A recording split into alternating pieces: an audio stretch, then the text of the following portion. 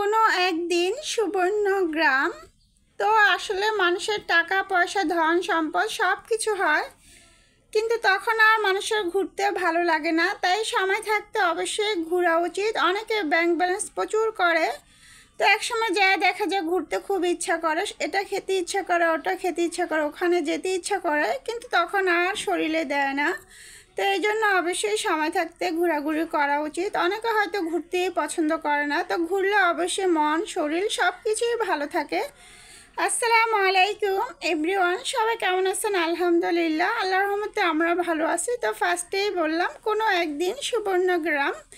তো আসলে আমরা পিকনিক স্পটে গিয়েছি, পুরোটা ভিডিও না টেনে দেখবেন, ভালো লাগবে। আর সুবর্ণগ্রামটা কোথায়, কি করে যাওয়া যায়, কিভাবে কি কি আছে, সব কিছুই ভিডিওটা বড় হয়ে যাবে, তাই হয়তো আজকে আমি পুরোটা শেয়ার করতে পারবো না। তো আরও 3-4 সপ্তাহ আগে আমরা পিকনিকে গিয়েছিলাম, আমি, আমার বোনু আর আঙ্কেল। তো এটা হচ্ছে বরপা হচ্ছে নারায়ণগঞ্জ, সেটা হচ্ছে ঢাকা থেকে যেতে হলে মনে হয় গুলিস্তান থেকে বাসে উঠতে হয়। তো ওখান থেকে নারায়ণগঞ্জের থেকে খুবই কাছে, যারা নারায়ণগঞ্জের মানুষ আশেপাশে আছে তারা নিশ্চয়ই চিনে। তো এটা আসলে 100 বিঘার উপরে জমি নিয়ে করা।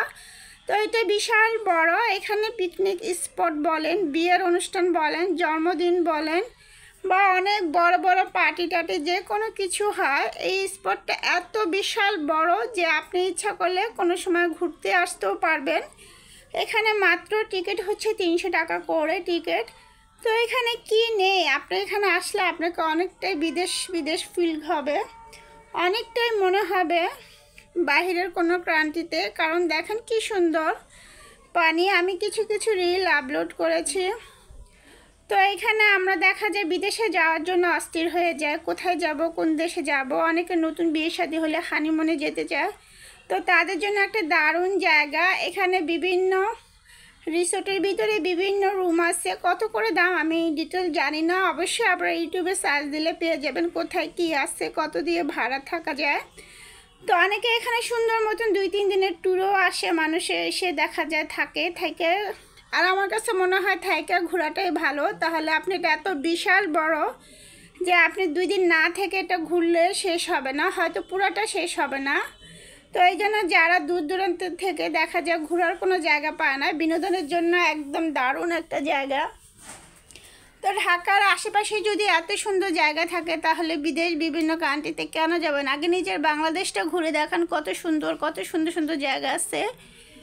তো এখানে আমরা যেদিন গেছি পিকনিক মানেই তো হচ্ছে শুক্রবারে ছিল। তো এত রাইডগুলো আমিও কখনো এত উঁচা লম্বা রাইড দেখি নাই। তো রাইডগুলো ভীষণ ভয়ঙ্কর ছিল। তো সাথে তো বনু ছিল, তারপরও বনুকে রিক্সে উঠাই নাই, তারপরে আলহামদুলিল্লাহ নিজের চোখ দিয়ে তো দেখে আসতে পারছি।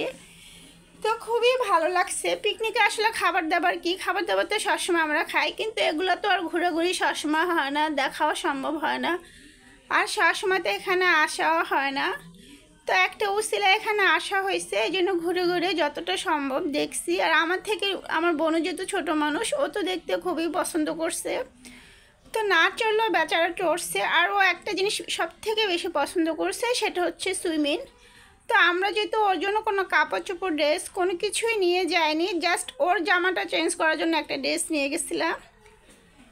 তারপরে সে কান্নাকাটি, লাস্টে দেখা যায় সেখানেও আপনি টিকিট কেটে, মানে আপনি এখানে আসলে সব কিছুতেই চড়তে পারবেন, কিন্তু টিকিট ছাড়া কোনো কিছুতেই চড়তে পারবেন না, না রাইটে না স্পিড বোর্ড আছে। তো এটা আমি পরবর্তীতে ভিডিওতে দেখাবো। এটা যেহেতু আমরা পিকনিকে আসছি, তো পিকনিকটা বিশাল বড়, আমি তো সবটা তুলে ধরতে পারলাম না। পিকনিক মানেই তো খাওয়া দাওয়া থাকবে, তো আমাদের খাওয়া দাওয়ার ব্যাপারটা একটু কমই ছিল, কারণ আমার বোনকে নিয়ে আমি বেশি ব্যস্ত ছিলাম, কারণ এই ছোটো মানুষ এখানে সেখানে চলে যায়। তো আমার আঙ্কেলের এটা সমিতির পিকনিক ছিল, আঙ্কেল তোকে দেখে রাখা সম্ভব না, তো দেখা গেছে আমি তাকে দেখে রাখছি। তো তার সাথে আজকে দোলনা খেলাম, একটা রিল আপলোড করেছি, নিশ্চয়ই দেখেছেন। তো আমি পরবর্তী ভিডিওতে বাকিটা দেখানোর ট্রাই করব ইনশাল্লাহ। আমার সাথে থাকবেন, ভালো লাগবে দেখতে, এই ধরনের ভিডিও মাঝে মাঝে ভালোই লাগে। তো আজকে এই পর্যন্ত, আল্লাহ হাফেজ, নেক্সট ভিডিওতে দেখা হবে।